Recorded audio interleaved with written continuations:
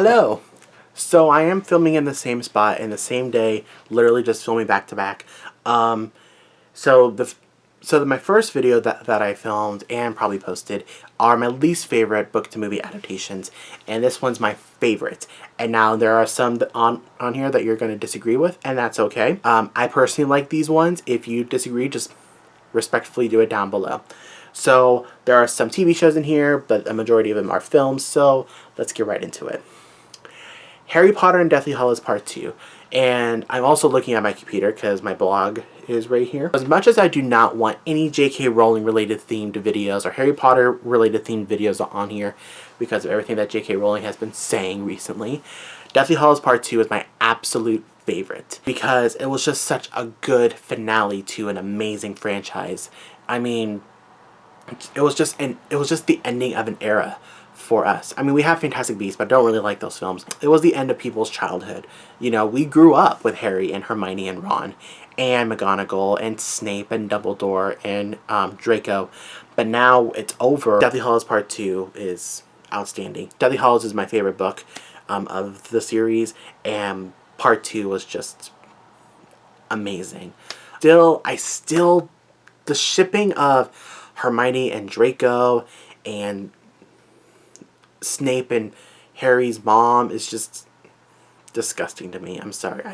I love Snape, but I don't love Snape with Harry's mom. Game of Thrones. Now, the last season, we all know what happened. I didn't think it was as terrible as people made it seem to be. But that series finale, they did my girl dirty. They did my Khaleesi dirty. Just saying. I just love Game of Thrones. I love the mythology. I love the kingdoms. I love the cast. I just love it. I wanted to be on that show for so long, but I'm not an actor. If I had to pick a show that I wanted to act on, was Game of Thrones. But guess what? I can't because it's gone. But I just love the different kingdoms and the political aspects of the series and the visuals and just the acting is just amazing. However, justice for Khal Drogo. Hunger Games: Catching Fire. Catching Fire is probably the best adaptation of any young adult book I've ever read. It was literally scene for scene, note for note, a perfect adaptation of the book.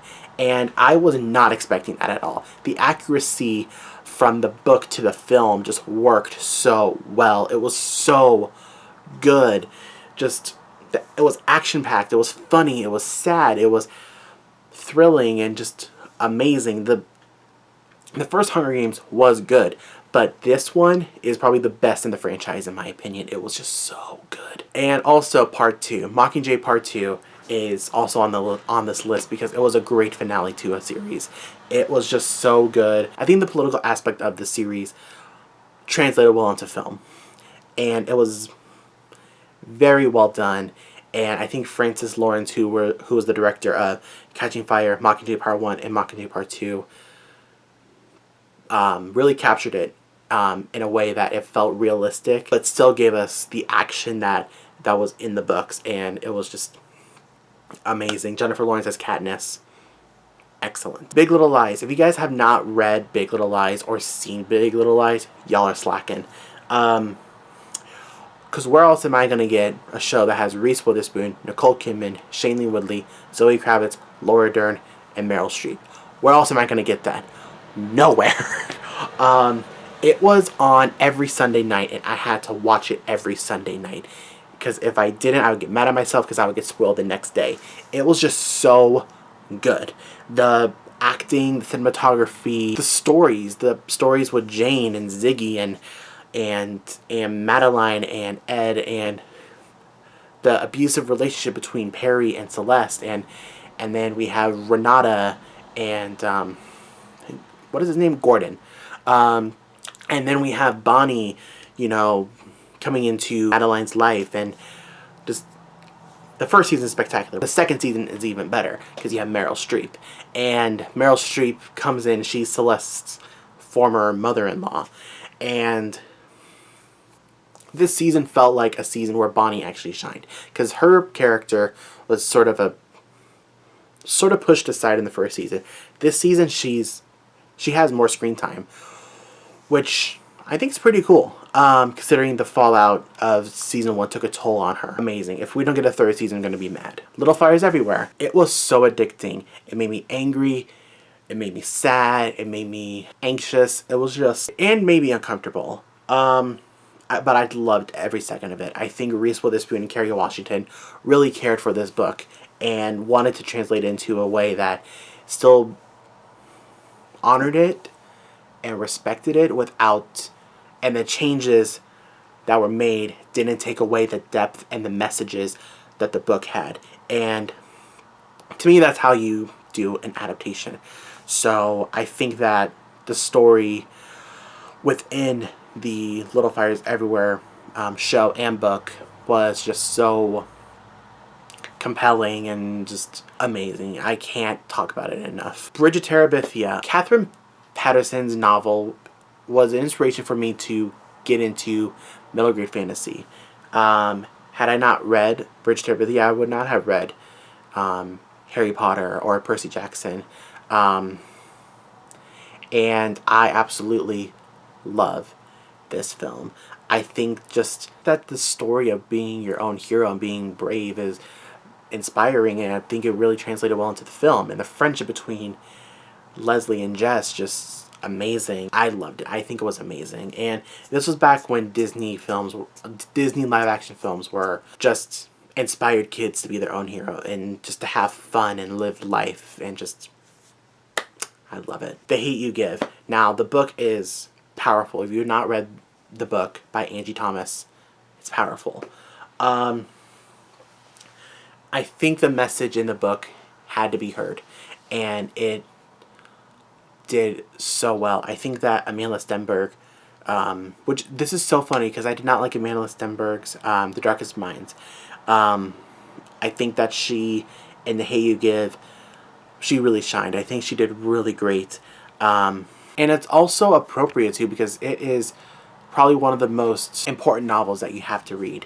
And not a lot of people like the book, but I think for me while the book isn't the most well-written novel, the message that Angie Thomas gets across, and just, it's so well done. And the book translated so well into film, and I think it's more important now than ever. However, the one thing I would change, cut out Anthony Mackie, because I hate him. Just saying. The Fault in Our Stars. Every time I think of this film, I just get sad, because the relationship between Hazel and Gus is just so real and just so amazing, and the metaphors that Gus teaches Hazel is just so life-changing and just and real. And the book celebrates life. It does. It doesn't glorify death like most films do, but it does celebrate life, because Hazel, obviously we all know what the book is about, has a life-threatening condition. And he teaches her to celebrate life, to celebrate the fact that you are alive, and not focus so much on the fact that you may or may not die in the future. Just right now, celebrate the life that you have, celebrate everything that you have, and I think that's a great message, and I think the film was amazing. Angels and Demons. I'm in the minority here, but I love the Da Vinci Code films. I think that they're really good. I think they're really interesting. I think that Tom Hanks and Robert Langdon did a really great job.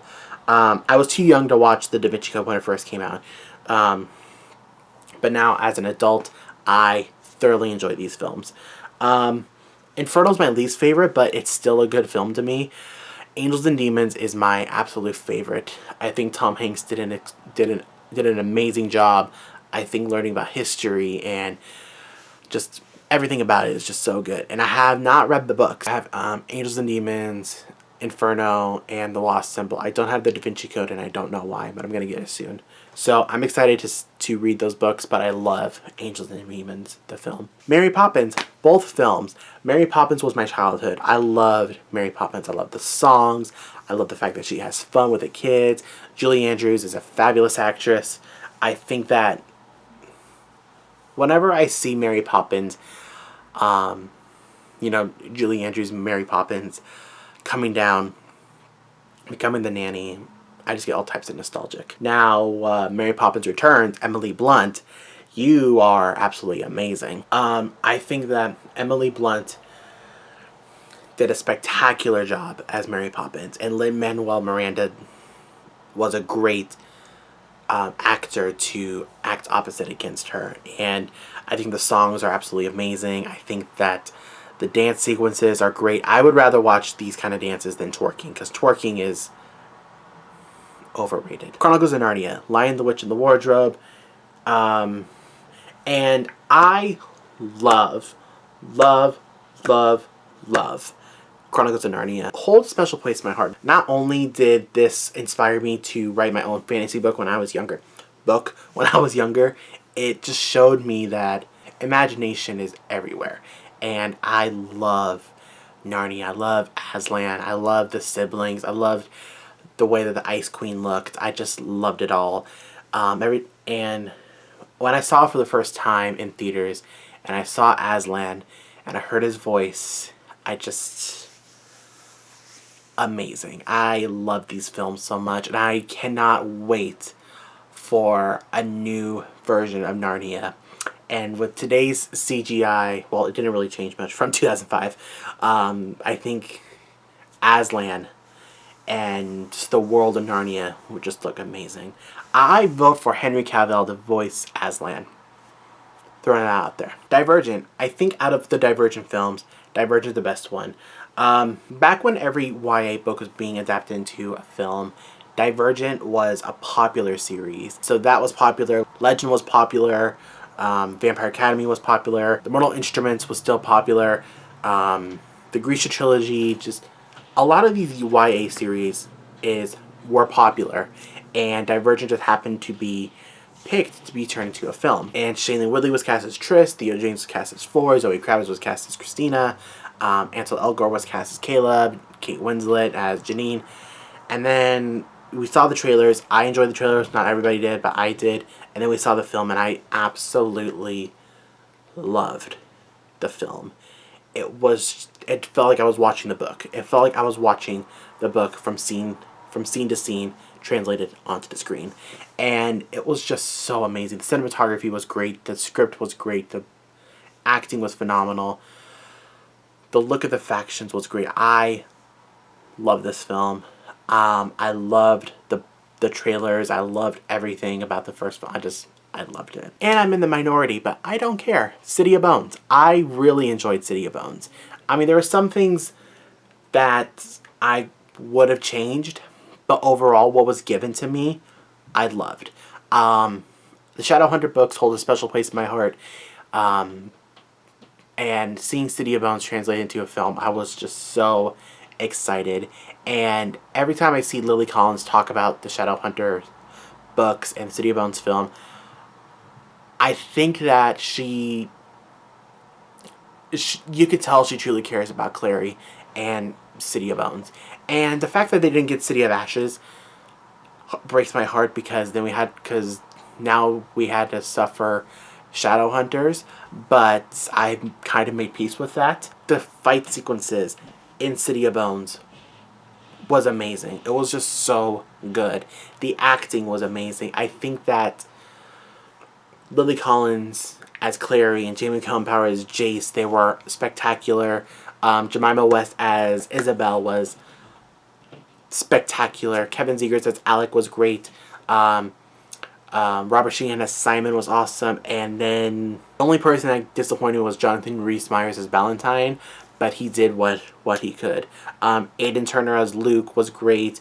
Lena Headey as Jocelyn was great. And then Godfrey Gao, may he rest his soul, as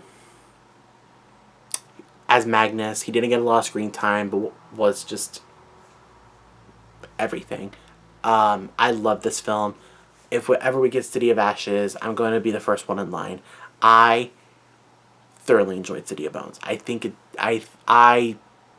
was one of my favorite worlds translated into a film, and I will never regret spending the $15 on a ticket for it. Gone Girl. I have not read Gone Girl, but it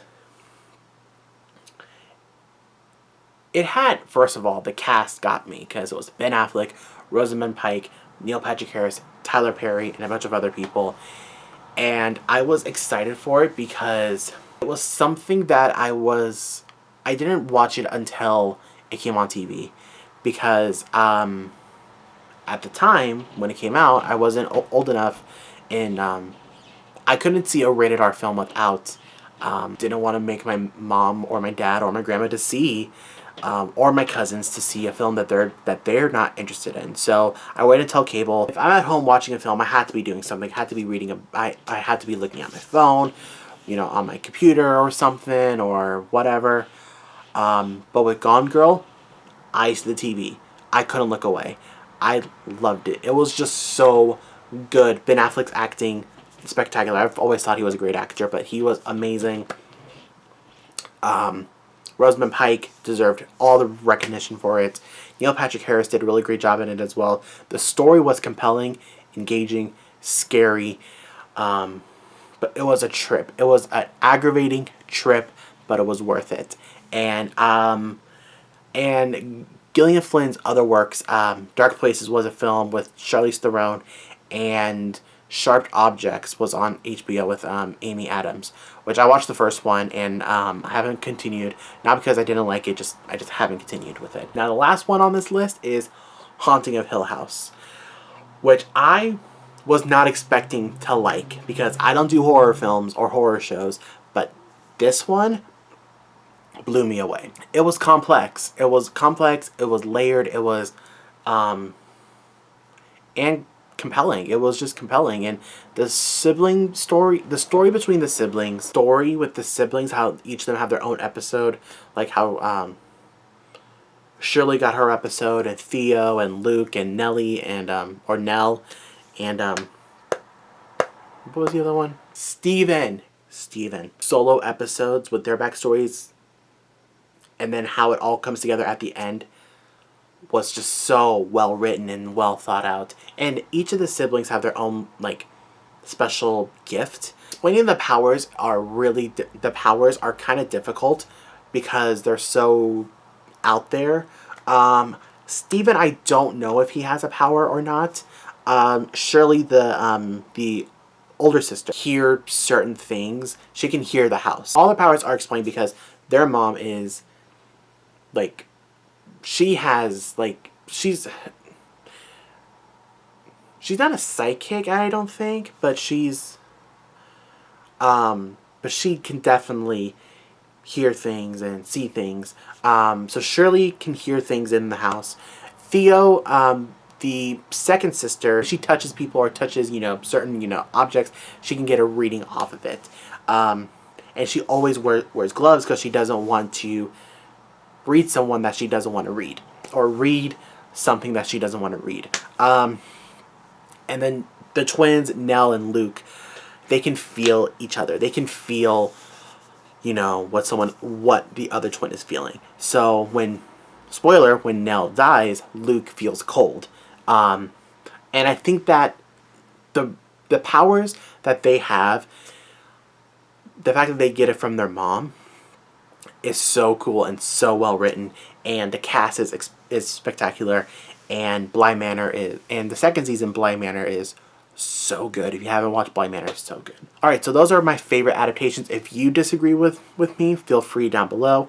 What film from the Hunger Games is your favorite? What film from the Divergent trilogy is your favorite? Which sibling from Hill House, if you watched it, is your favorite? Just let me know down below. Hope you guys enjoyed this video, and if you did, give it a thumbs up, comment, subscribe, be safe, be healthy, wear a mask, I don't know what that was. Wear a mask, Godspeed, God bless, and I will see you guys soon. Deuces.